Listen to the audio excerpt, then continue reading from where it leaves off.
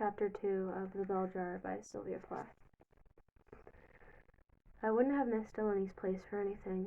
It was built exactly like the inside of a ranch, only in the middle of a New York apartment house. He'd had a few partitions knocked down to make the place broaden out, he said, and then he had them pine-panel the walls and fit up a special pine-paneled bar in the shape of a horseshoe. I think the floor was pine-paneled too. Great white bearskins lay about underfoot, and the only furniture was a lot of low beds covered with Indian rugs. Instead of pictures hung up on the walls, he had antlers and buffalo horns and a stuffed rabbit head. Lenny jutted her thumb at the meek little gray muzzle and stiff jackrabbit ears. Ran over that in Las Vegas. He walked away across the room, his cowboy boots echoing like pistol shots. Acoustics, he said, and grew smaller and smaller until he vanished through a door in the distance. All at once, music started to come out of the air on every side. Then it stopped, and we heard Lenny's voice say, "This is your 12 o'clock disc jock, Lenny Shepard," with a roundup of the tops and pops.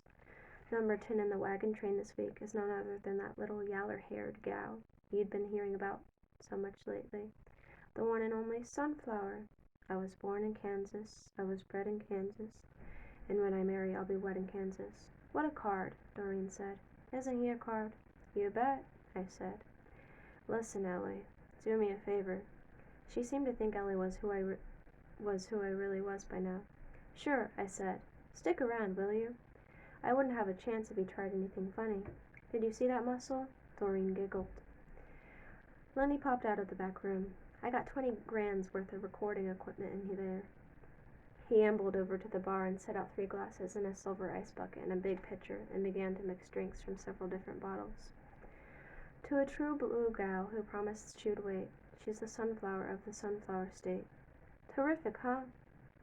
Lenny came over, balancing 3 glasses. Big drops stood out on them like sweat, and the ice cubes jingled as he passed them around. Then the music twanged to a stop, and we heard Lenny's voice announcing the next number. Nothing like listening to yourself talk. Say, Lenny's eyes lingered on me. Frankie Vermoost, you ought to have somebody. I'll call up one of the fellers. That's okay, I said. You don't have to do that. I didn't want to come straight out and ask for somebody several sizes larger than Frankie. Lenny looked relieved. Just so's you don't mind. I wouldn't want to do wrong by a friend of Doreen's. He gave Doreen a big white smile. Would I, honey bun? He held out a hand to Doreen, and without a word they both started to jitterbug, still hanging onto their glasses. I sat cross-legged on one of the beds and tried to look devout and impassive like some businessman I once saw watching an Algerian belly dancer, but as soon as I leaned back against the wall under the stuffed rabbit, the bed started to roll out into the room, so I sat down on the bearskin on the floor and leaned my back against the bed instead. My drink was wet and depressing. Each time I took another sip, it tasted more and more like dead water. Around the middle of the glass there was a painted pink lasso with yellow polka dots. I drank to about an inch below the lasso and waited a bit, and when I went to take another sip, the drink was up to lasso level again. Out of the air, Lenny's ghost voice boomed. Why, oh why did I ever leave Wyoming? The two of them didn't even stop jitterbugging during the intervals. I felt myself shrinking to a small black dot against all those red and white rugs, and that pine paneling. I felt like a hole in the ground. There was something demoralizing about watching 2 people get more and more crazy about each other, especially when you are the only extra person in the room. It's like watching Paris from an express caboose heading in the opposite direction. Every second the city gets smaller and smaller. Only you feel it's really you getting smaller and smaller and lonelier, rushing away from all those lights and that excitement at about 1,000,000 miles an hour. Every so often, Lenny and Doreen would bang into each other and kiss, and then swing back to take a long drink, and close in on each other again. I thought I might just lay down on the bearskin and go to sleep until Doreen felt ready to go back to the hotel. Then Lenny gave a terrible roar. I sat up. Doreen was hanging onto Lenny's left earlobe with her teeth. Let go, you bitch. Lenny stopped. Lenny stooped, and Doreen went flying up onto his shoulder, and her glass sailed out of her hand in a long, wide arc. and fetched up against the pine paneling with a silly tinkle.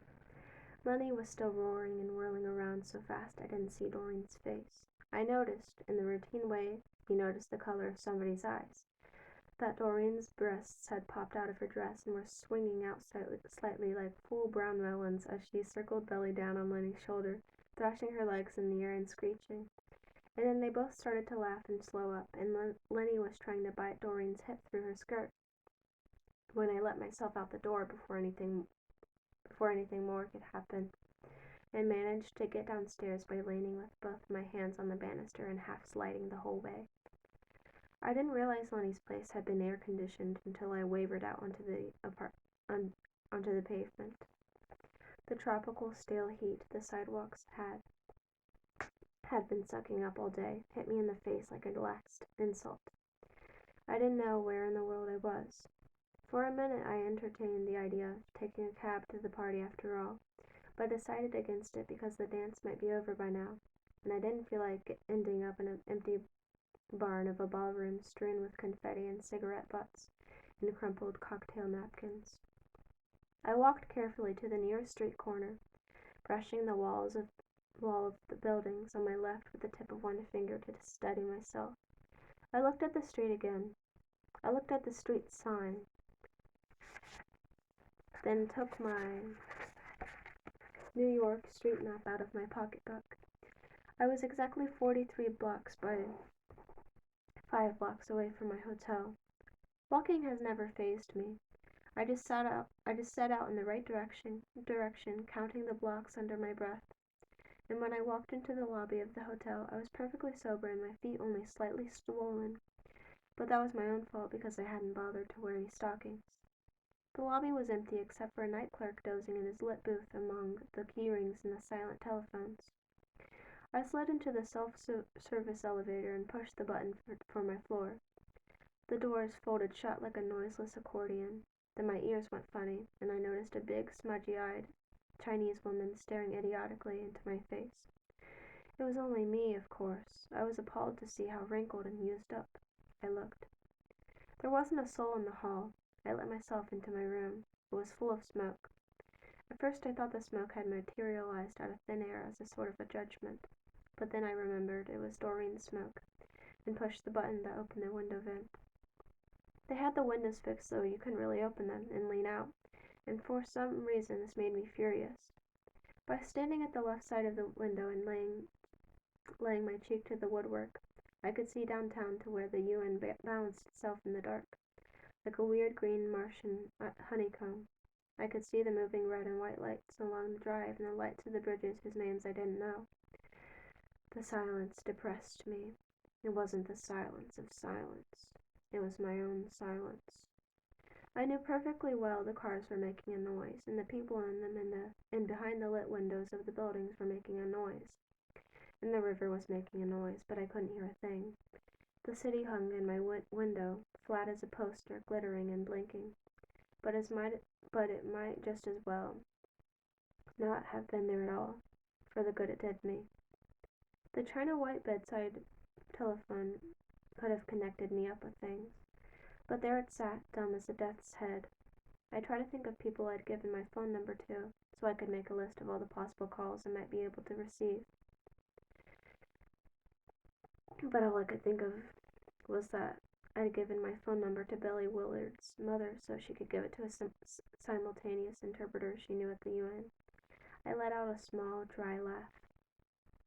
I could imagine the sort of simultaneous interpreter Mrs. Willard would introduce me to when all the time she wanted me to marry Buddy, who was taking the cure for TB somewhere in upper New York State. Buddy's mother had even arranged for me to be given a job as a waitress in the TB sanatorium that summer, so Buddy wouldn't be so lonely. She and Buddy couldn't understand why I chose to go to New York City instead. The mirror over my bureau seemed slightly warped and much too silver. The face in it looked like the reflection in a ball of dentist's mercury.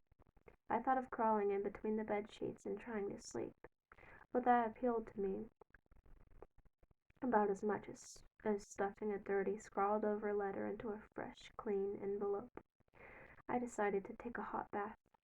There must be quite a few things a hot bath won't cure, but I don't know many of them. Whenever I'm sad, I'm going to die, or so nervous I can't sleep, or in love with somebody I won't be seeing for a week, I slump down just so far and then I say, I'll go take a hot bath. I meditate in the bath. The water needs to be very hot, so hot you can barely stand putting your foot in it. Then you lower yourself inch by inch till the water's up to your neck. I remember the ceiling over every bathtub I've stretched out in. I remember the texture of the ceilings and the cracks and the colors and the damp spots and the light fixtures. I remember the tubs too, the antique griffin-legged tubs, and the modern coffin-shaped tubs, and the fancy pink marble tubs overlooking indoor lily ponds. And I remember the shapes and the sizes of the water taps and the different sorts of soap holders. I never feel so much as myself as when I'm in a hot bath. I lay in that tub on the 17th floor of this hotel for women only, high up over the jazz and push of New York, for near onto an hour, and I feel myself growing pure again. I don't believe in baptism or the waters of Jordan or anything like that, but I guess I feel about a hot bath the way those religious people feel about holy water. I said to myself, Doreen is dissolving, Lindy Shepherd is dissolving, Frankie is dissolving, New York is dissolving. They are all dissolving away, and none of them matter anymore. I don't know them. I have never known them, and I am very pure. All that liquor and all those sticky kisses I saw in the dirt that settled on my skin on the way back is turning into something pure. The longer I lay there, in the clear hot water, the purer I felt, and when I stepped out at last and wrapped myself in one of the big, soft white hotel bath towels, I felt pure and sweet as a new baby. I don't know how long I'd been asleep when I heard the knocking. I didn't pay any attention at first because the person knocking kept saying, Ellie, Ellie, Ellie, let me in, and I didn't know any Ellie. Then another kind of knock sounded over the first dull bumping knock. A sharp tap tap, and another much crisper voice said, Miss Greenwood, your friend wants you, and I knew it was Doreen. I swung to my feet and balanced dizzily for a moment in the middle of the dark room. I felt angry with Doreen for waking me up. All I stood a chance of getting out of that sad night was a good sleep, and she had to wake me up and spoil it. I thought if I pretended to be asleep, the knocking might go away and leave me in peace, but I waited, and it didn't. Ellie, Ellie, Ellie, the first voice mumbled, while the other voice went on hissing, Miss Greenwood, Miss Greenwood, Miss Greenwood, as if I had a split personality or something. I opened the door and blinked out into the bright hall. I had the impression it wasn't night and it wasn't day, but some lurid third interval that had suddenly slipped between them and would never end. Doreen was slumped against the door jamb. When I came out, she toppled into my arms. I couldn't see her face because her head was hanging down on her chest. Her stiff blonde hair fell down from its dark roots like a hula fringe. I recognized the short, squat, mustached woman in the black uniform as the night maid who ironed day dresses and party frocks in a crowded cubicle on our floor. I couldn't understand how she came to know Doreen or why she would want to help Doreen to wake me up instead of leading her back to her own room. Seeing Doreen supported in my arms and silent except for a few wet hiccups, the woman strode away down the hall to her cubicle with its ancient Singer sewing machine and white ironing board. I wanted to run after her and tell her I had nothing to do with Doreen, because she looked stern and hard-working and moral as an old-style European immigrant and reminded me of my Austrian grandmother. Let me lie down, Doreen was muttering. Let me lie down.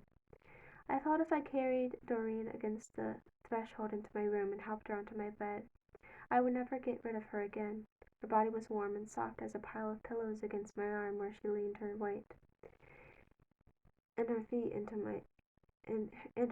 in their high spiked heels dragged foolishly. She was much too heavy for me to budge down the long hall. I decided that the only thing to do was to dump her on the carpet and shut and lock my door and go back to bed. When Doreen woke up, she wouldn't remember what had happened and would think she must have passed out in front of my door while I slept, and she would get up out of her own accord and go sensibly back to her room. I started to lower Doreen gently onto the green hall carpet, but she gave a low moan and pitched forward out of my arms. A jet of brown vomit flew from her mouth and spread into a large puddle at my feet. Suddenly Doreen grew heavier. Her head drooped forward into the puddle, the wisps of her blonde hair dabbling in it like tree roots in the bog, and I realized she was asleep. I drew back. I felt half asleep myself. I made a decision about Doreen that night. I decided I would watch her and listen to what she said, but deep down I would have nothing at all to do with her. Deep down I would be loyal to Betsy and her innocent friends. It was Betsy I resembled at heart. Quietly I stepped back into my room and shut the door. On second thought, I didn't lock it. I couldn't quite bring myself to do that. When I woke up in the dull, sunless heat the next morning, I dressed and splashed my face with cold water and put on some lipstick, and opened the door slowly. I think I still expected to see Doreen's body lying there in the pool of vomit like an ugly concrete testimony to my own dirty nature. There was nobody in the hall. The carpet stretched from one end of the hall to the other, clean and eternally verdant, except for a faint, irregular dark stain before my door, as if somebody had by accident spilled a glass of water there, but dabbed it dry again. End of chapter 2.